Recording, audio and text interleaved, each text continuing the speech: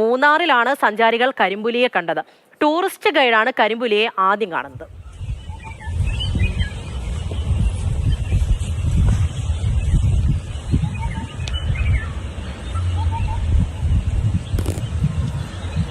See, here. No one believe. Oh, luckily I got a proof. Now everybody want proof. Black leopard.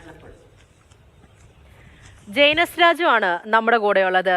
Jain, എത്രയോ പ്രശ്നങ്ങൾ നമ്മൾ കേൾക്കുന്നതാണ്. മൂന്നാറിന്റെ ആ ഏരിയയിൽ ആ ഭാഗം തന്നെ നോക്കുകയാണെങ്കിൽ ആ ചക്കക്കൊമ്പൻ വലിയ പ്രശ്നം അവിടെ ഉണ്ടാക്കി വെച്ചിട്ടുണ്ട്. ആന, പുലി, കടുവ ഇതൊന്നും കൂടാതെ ഇനി കരിമ്പുലിയൊക്കെ കൂടി നാട്ടുകാരെ സഹിക്കുക എന്ന് പറയുമ്പോൾ എത്രത്തോളം പേടിക്കണം. ഇനി വിവിധ ഇടങ്ങളിലും ഇതൊക്കെ ആയിരിക്കുമല്ലോ അവസ്ഥ. ഈ കരിമ്പുലിയെ കണ്ടു എന്ന് പറയുമ്പോൾ എന്താണ് ഇതുമായി ബന്ധപ്പെട്ട് വനംവകുപ്പ് പറയുന്നത്? പൂജ, തീർച്ചയായിട്ടും മലയോര മേഖലയിൽ ആശങ്കയുണ്ട്. അത് കഴിഞ്ഞ കുറേ വർഷങ്ങളായി തുടർച്ചയായി ജനവാസ മേഖലയിലേക്ക് വന്യജീവികൾ ഇറങ്ങി അവരുടെ ജീവിതത്തെ അത് സാരമായി ബാധിക്കുന്നു എന്നുള്ളതാണ് പ്രശ്നം.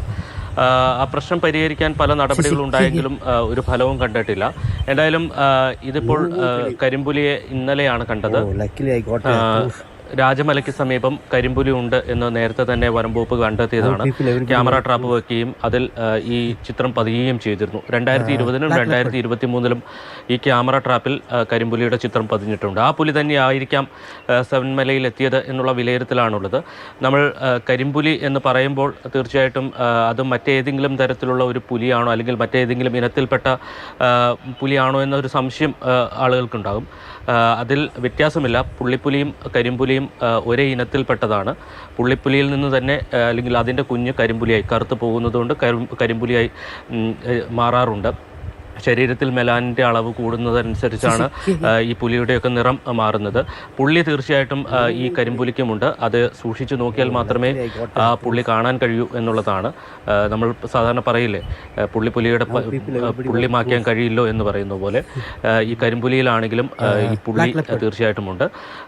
യാതൊരു വ്യത്യാസവുമില്ല. അതുകൊണ്ട് തന്നെ സാധാരണ ഒരു പ്രദേശത്ത് പുലി ഇറങ്ങുമ്പോൾ എത്രത്തോളം കരുതൽ സ്വീകരിക്കണം, അത്രമാത്രം കരുതലാണ് ഈ കരിമ്പുലിയുടെ കാര്യത്തിലും സ്വീകരിക്കേണ്ടത്. കരിമ്പുലി ആയതുകൊണ്ട് പ്രത്യേക ഭീകരതയോ അല്ലെങ്കിൽ ഭീകരജീവിയായി മാറുന്നു എന്ന് നമുക്ക് പറയാൻ കഴിയില്ല. പുലി എങ്ങനെ ഒരു ജനവാസ മേഖലയിൽ ഇറങ്ങുമ്പോൾ നമ്മൾ കരുതലെടുക്കണമോ അത്രയും